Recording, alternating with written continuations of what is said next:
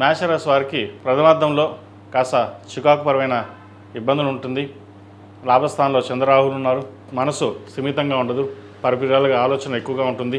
సంతానం సంబంధించిన విద్యా విషయాలను కూడా కాస్త ఇబ్బందికరమైన వాతావరణం ఉంటుంది. ఎక్కువగా ఆలోచిస్తుంటారు. ఆరోగ్యం పట్ల కొంత జాగ్రత్త వహించాలి.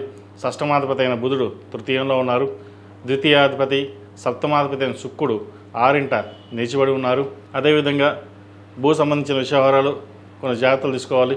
ఏదైనా ఒక కార్యక్రమం తలబెట్టినప్పుడు ప్రతి విషయాన్ని క్షుణ్ణంగా పరిశీలించుకుని ముందుకు వెళ్ళాలి. వారాంతంలో మంచి పేరు ప్రఖ్యాతులు వచ్చే విధంగా గ్రహతులు గోచరిస్తోంది. చతుర్థంలో రవి గురువులు ఉన్నారు. భాగ్యంలో భాగ్యాధిపతి అయిన గురువు చతుర్థ స్థానంలో ఉన్నారు.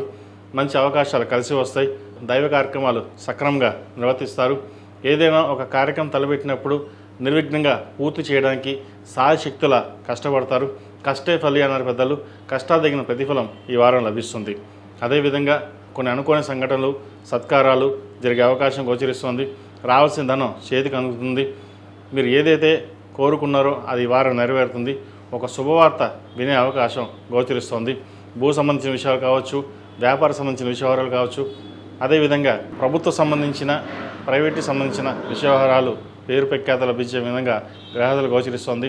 ఆధ్యాత్మిక చింతన ఎక్కువగా ఉంటుంది. ఆధ్యాత్మికంపై ఎక్కువగా శ్రద్ధ వహిస్తారు. అదేవిధంగా ప్రముఖులతో పరిచయాలు ఏర్పడే అవకాశం గోచరిస్తోంది. ప్రతి విషయాన్ని క్షుణ్ణంగా ఉండి మనం దగ్గరుండి చూసుకోవాలి అన్న ఆలోచన ఉంటుంది.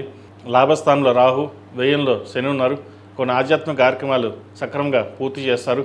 అదేవిధంగా కొత్త రియల్ ఎస్టేట్ వ్యాపారం ప్రారంభించాలి లేదా నూతనంగా ఏదైనా ప్రారంభించాలని ఆలోచన చేస్తారు. అయితే ఆ విషయాల మీద ప్రస్తుతం పక్కన పెట్టి ఉన్న వ్యాపారం కావచ్చు, ఉద్యోగం కావచ్చు, స్థిరమైన నిర్ణయాలు తీసుకుని ముందుకు వెళ్ళండి. మంచి ఫలితాలు సంప్రాప్తిస్తాయి. విష్ణు సహస్రనామ పారాయణం కానీ లేదా వినడం కానీ చేయండి. విష్ణు ఆరాధన ఎంతగా చేస్తే అంత మేలు జరుగుతుంది.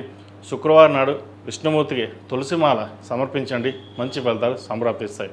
ఈ రాశిలో జన్మించిన వారికి కలిసి వచ్చే సంఖ్య 8, కలిసి వచ్చే రంగు గ్రీన్. ఏదైనా పని మీద బయటకు వెళ్ళినప్పుడు బుధవారం కానీ శుక్రవారం వెళ్ళండి. మంచి ఫలితాలు సంప్రాప్తిస్తాయి. ఈ పూజస్టోర్.in పసుపు కుంకుమ నుంచి దేవతా విగ్రహాల దాకా అన్ని రకాల పూజలు, వ్రతాలు, గృహప్రవేశం, హోమాది శుభకార్యాలకు కావలసిన పూజా సామాగ్రి అంతా ఒక్కొక్క క్లిక్ తోనే మీ ఇంటి వద్దనే పొందండి. ఈ పూజస్టోర్.in